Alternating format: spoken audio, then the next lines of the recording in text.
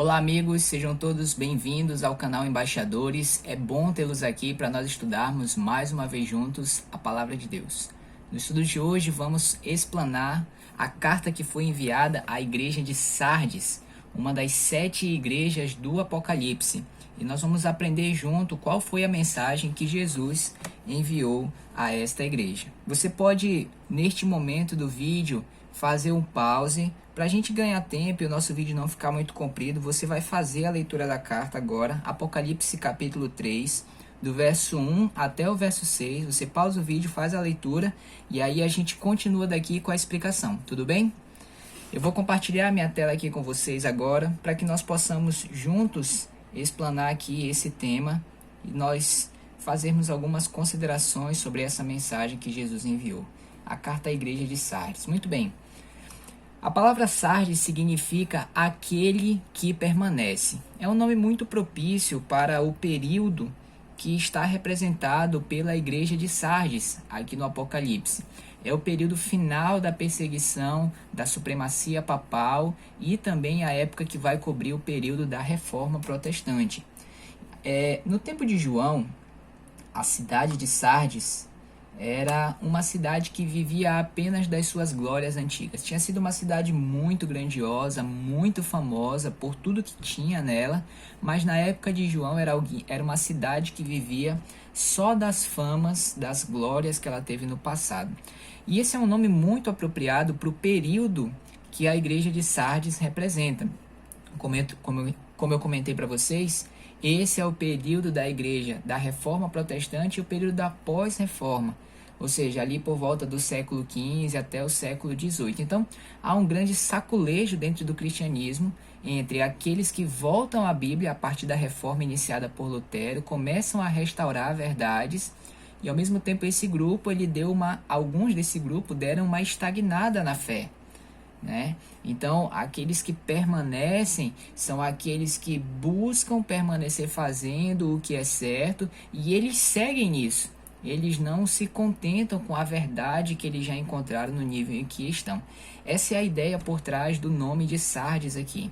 Então, como foi que Jesus se apresentou para a igreja de Sardes nesse período? Bom, ele se apresentou como aquele que tem os 7 espíritos e as 7 estrelas. Como nós vimos lá no estudo do Apocalipse capítulo 1, caso você não tenha visto esse vídeo, vou colocar um cardzinho aqui em cima para você conferir.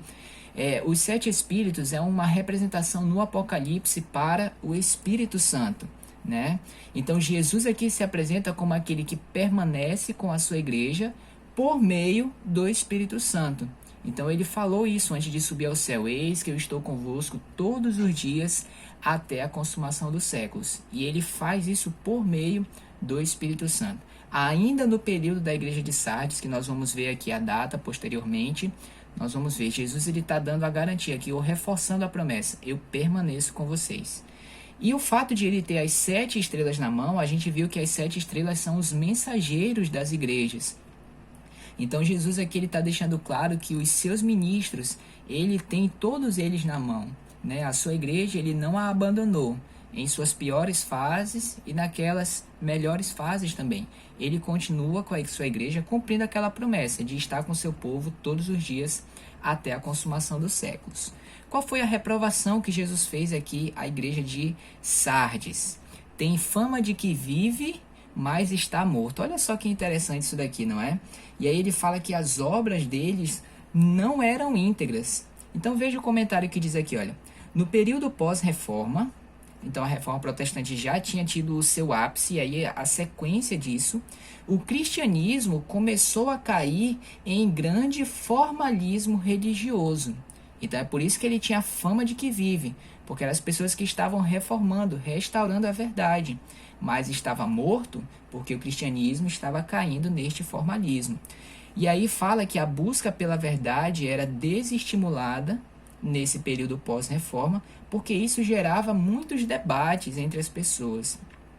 E por que havia essa busca pela verdade? Porque havia tido mais de 1000 anos de domínio da igreja papal, do sistema católico, em que a Bíblia foi removida do povo. Então muitas superstições, muitos erros, dogmas entraram para dentro do seio cristão E na verdade isso contradizia a palavra de Deus, então isso estava sendo restaurado pouco a pouco. E aqui embaixo diz: as muitas divergências doutrinárias entre as igrejas que surgiram, as igrejas frutos da reforma protestante. Eu descobri a salvação pela fé, eu descobri o batismo por imersão, e aí foram surgindo igrejas nesse período. E cada uma tinha um pouco da verdade, e elas muitas vezes disputavam, debatiam entre elas na busca por mais conhecimento. Então, só que essa luta, como diz aqui, levaram essas igrejas a adotar credos definitivos, e a busca pela verdade acabava sendo não incentivada. Por isso a fé dos crentes estagnou. Então é por isso que Jesus fala aqui, olha, as suas obras não estavam íntegras. Ele não estava feliz com o seu povo por isso ele faz essa reprovação a eles. Olha o que diz aqui também: eles estavam semelhantes ao movimento de onde eles tinham saído, do movimento católico, que era um movimento que guardava a tradição da igreja de forma imutável, inquestionável. Então eles estavam acabando sendo reformadores da verdade, mas com uma atitude parecida com o movimento de onde tinham saído. Então tinham fama de crentes vivos por serem reformadores, mas estavam morrendo em sua estagnação espiritual. Ainda havia muito a ser descoberto naquele período.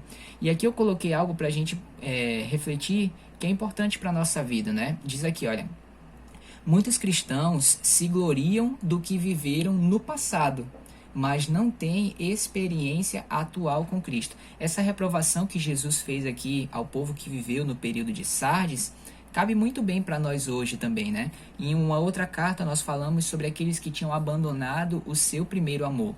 Então aqui em Sardes o que está acontecendo é mais ou menos o mesmo problema, né? A pessoa tem fama de fazer parte da igreja verdadeira, de guardar a verdade, ser um depositário da verdade, mas muita gente só tem lembranças de glórias, de experiência com Deus que ela viveu com o passado. E esse é um alerta muito sério. Jesus está reprovando Sardes por causa disso. Qual foi o elogio que Jesus enviou a Sardes? Ele fala em Apocalipse 3, verso 4, que algumas poucas pessoas, elas não contaminaram as suas vestes. E o que representam as vestes aqui?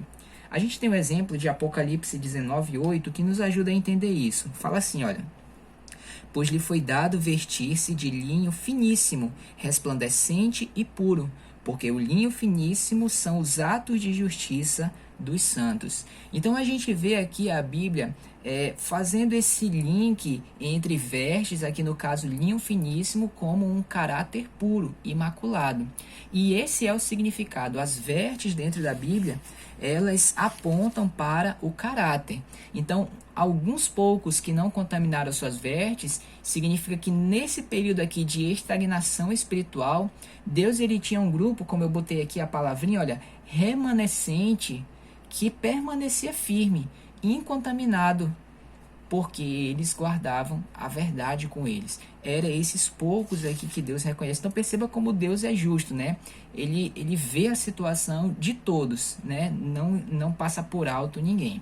Então, tentando datar aqui o período de Sardes, como nós colocamos aqui em cima, ela vai ali por volta do ano de 1517, quando Lutero inicia a Reforma Protestante, e vai até por volta de 1798, que é quando terminou de vez a supremacia papal com a prisão do Papa Pio VI, ok? E aí o protestantismo, o cristianismo entrou em uma nova etapa, que é o que vai nos contar a próxima igreja. E aí eu coloquei 3 perguntas aqui, né, para a gente refletir. O que Deus poderia falar sobre as nossas vestes hoje? Isso aqui é importante para a gente, pessoal, porque a gente está vivendo um período em que muitas vezes a busca pela verdade não é incentivada. Há muitas pretensas verdades aparecendo por aí afora, né? E como a gente, Deus olha para a gente individual nesse momento, como é que Ele está olhando a gente nessa situação? Será que Deus poderia dizer que nós, no período que estamos vivendo, fazemos parte desse remanescente, que busca sinceramente a verdade, que está incontaminado? Aqui a última pergunta, olha, como é que nós podemos estar incontaminado? João 8,32 responde para a gente: e conhecereis a verdade, e a verdade vos libertará. Então, uma busca incessante pela verdade da palavra de Deus é a única forma que temos de permanecer firmes ao lado de Deus nesse período que também estamos vivendo. Muito bem, qual foi o conselho que Jesus enviou à igreja de Sardes? Alguns conselhos aqui, né, na verdade. Vamos lá, o primeiro deles, seja vigilante. Isso aqui é um conselho muito importante para a gente em todos os momentos da nossa história. Eu gosto dessas 3 passagens que eu coloquei aqui, que reforçam essa ideia, esse alerta que Deus está dando aqui, para que a sua igreja ela fosse vigilante. 1 Coríntios 10:12 diz assim, olha, aquele, pois, que pensa estar em pé, veja que não caia. Ou seja, isso aqui está ecoando. Seja vigilante, tenha cuidado. A outra passagem, Mateus capítulo 26, verso 41. A mesma ideia. Vigiai e orai para que não entreis em tentação. O espírito, na verdade, está pronto, mas a carne é fraca. Ou seja, esteja vigilante. É a mesma ideia que está aqui. O outro, Lucas 21, verso 34. Acautelai-vos por vós mesmos, é o que Deus diz aqui. Então, é um cuidado, é um estado de alerta que Jesus está colocando aqui que nós devemos ter em nossa vida, né? Porque nós estamos em um grande conflito e na batalha do grande conflito devemos estar sempre atentos. Podemos jurar que estamos bem e, na verdade, uma grande cilada pode estar sendo armada para que a gente caia. Então, precisamos estar sempre atentos. O outro conselho que Jesus deu aqui, consolida o que estava para morrer. Isso aqui é entendido como uma referência às muitas mensagens que nós ouvimos, mas elas não produzem nenhuma mudança. A gente está vivendo um período da história em que, quando a gente vai para a igreja, a gente ouve muitos apelos e no final, levante a mão se você aceita, vem aqui na frente.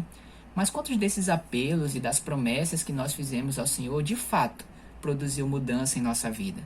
O alerta que Jesus está dando aqui para o seu povo, na época de Sardes e também para a gente, é que nós devemos consolidar aquilo que nós temos ouvido. É o que ele fala aqui embaixo, olha. Lembra do que você tem recebido e ouvido, guarda-o e arrepende-te. Certo? É um alerta muito importante aqui. Então, tudo que Deus tem dado para a gente de orientação, de luz, nós precisamos buscar viver à luz de tudo isso que nós sabemos e, consequentemente, nos afastar do pecado. E aí, a carta a Sardes finaliza com as promessas de Deus enviada para o seu povo. A promessa que ele faz aqui, os que não se contaminaram andarão de branco comigo. A gente já viu a questão das vestes aqui, né? Então, aqueles que permaneceram com o caráter imaculado receberão vida eterna. É o que Jesus está mostrando aqui. Só que aqui, olha, eu destaco aqueles que ouviram o conselho, é a primeira coisa, primeiro passo importante. E o segundo, seguiram esse conselho. Esses têm a promessa de que serão salvos.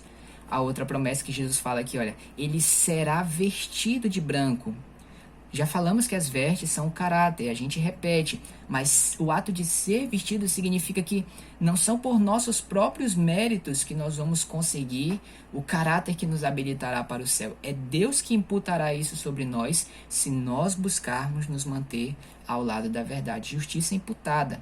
Jeremias 13 fala sobre isso. O etíope não consegue mudar a cor da pele dele, o leopardo as suas manchas, então a gente não consegue fazer o bem estando acostumado a atuar mal. Essa é a nossa essência. Só que Zacarias 3 é quando Deus ele manda tirar as vestes sujas de seu filho e colocar sobre ele veste limpa. Imputar um caráter puro e imaculado. E aí ele fala que o nosso nome não será apagado do livro da vida. Então perceba que há a possibilidade de ser apagado. Então, professar ser cristão não é garantia de salvação. O nome do livro não é cativo. É preciso buscar ter esse caráter imaculado. E aí Jesus ele fala por último que ele vai confessar o seu nome diante do Pai e dos anjos.